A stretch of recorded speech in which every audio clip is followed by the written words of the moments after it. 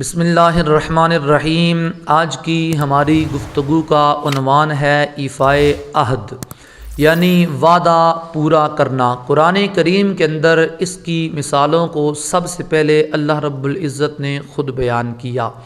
سورہ بنی اسرائیل کی آیت نمبر 34 کے اندر میرے اللہ نے خود اعلان فرمایا وَأَوْفُوا بِالْعَهْدِ ان العہد کان مسئولا، کہ جب تم وعدہ کرتے ہو کسی کے ساتھ تو اسے پورا کیا کرو۔ نبی کریم صلی اللہ تعالیٰ علیہ وآلہ وسلم کے بے شمار حسن، عمل، تحقیق، ترتیب اور آپ کی تربیت سے بہت سی اس کی مثالیں ملتی ہیں۔ سب سے بڑی مثال آپ کے سامنے جو میں عرض کرنے لگا ہوں، آپ سنیں گے آپ حیران رہ جائیں گے کہ آقا علیہ الصلاۃ والسلام نے خود اس کے اوپر کتنا عمل فرمایا۔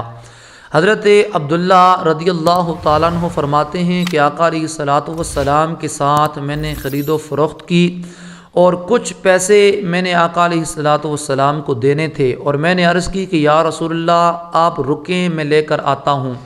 فرماتے ہیں کہ میں نے وعدہ کیا کہ میں لے کر آؤں گا۔ لجپال نبی وہاں پر رک گئے۔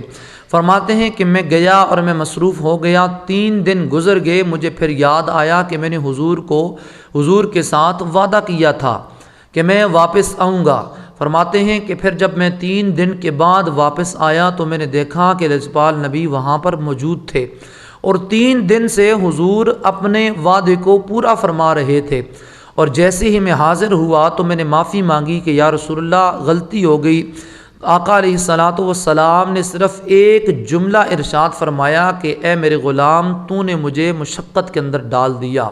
نہ حضور نے ڈانٹا، نہ حضور نے کوئی اس طرح کی بات کی کہ جو اخلاق کے خلاف ہو، جو کردار کے خلاف ہو، بلکہ آقا علیہ الصلاۃ والسلام نے صرف اتنا فرمایا۔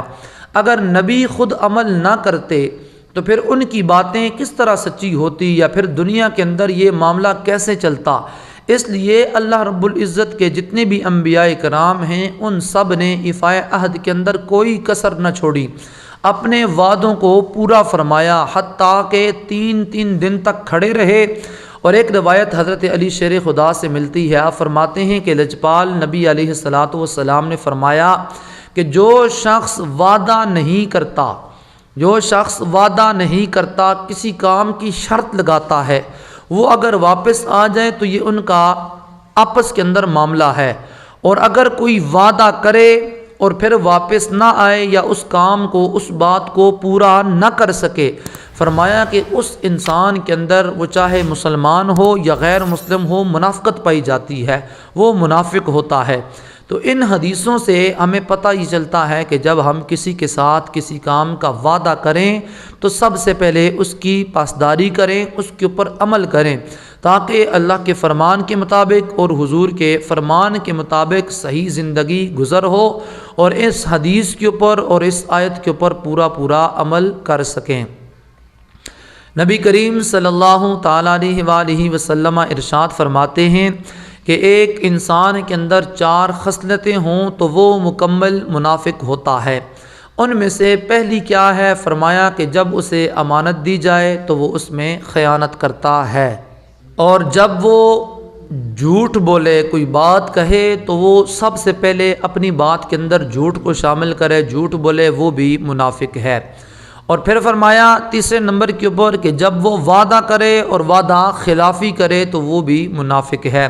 اور اگر کسی کے اندر یہ 3 چیزیں نہ پائی جائیں، صرف ایک چیز پائی جائے ان میں سے، تو فرمایا کہ وہ نفاق انسان ہے۔ سمجھتے ہیں کہ آپ یہ کس قدر برا ایک لفظ ہے معاشرے کے اندر، تو ہمیں ان چیزوں سے بچنا چاہیے۔ کس طرح کہ ہم نے حضور کے فرمان کو پڑھا ہوتا، اسے سمجھا ہوتا، اس کے اوپر عمل کرنے کی کوشش کی ہوتی، تو آج ہمارا کردار بھی اچھا ہوتا اور اخلاق بھی اچھا ہوتا۔ اور یہ بات یاد رہے کہ جس زمانے کے اندر صحابہ کرام، تابعین کرام، ان لوگوں نے رسول اللہ کی دین کو جب سمجھا، اس کے اوپر عمل کیا، تو آج کی دنیا کے اندر کافر بھی، ظالم بھی، حتیٰ کہ نیو جو سائنسدان ہیں وہ بھی انگلی نہیں اٹھا سکتے، وہ بھی ان کی کردار کی مثالیں پیش کرتے ہیں، اور وہ بھی سلام عقیدت و محبت پیش کرتے ہیں کہ کمال کی زندگی تھی ان لوگوں کی کہ جنہوں نے جو بات بھی اپنے منہ سے کی اسے پورا کر کے دکھایا۔ چاہے وہ حضور کا زمانہ ہو یا صحابہ اکرام کا ہو یا اولیاء اکرام کا ہو۔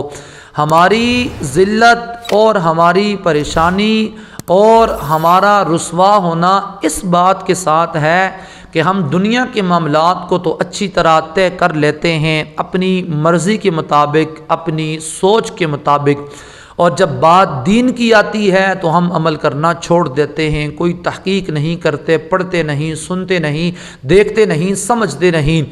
سب سے پہلے ہمیں اس بات کی ضرورت ہے کہ ہم دین کو سمجھیں، دین کو پڑھیں۔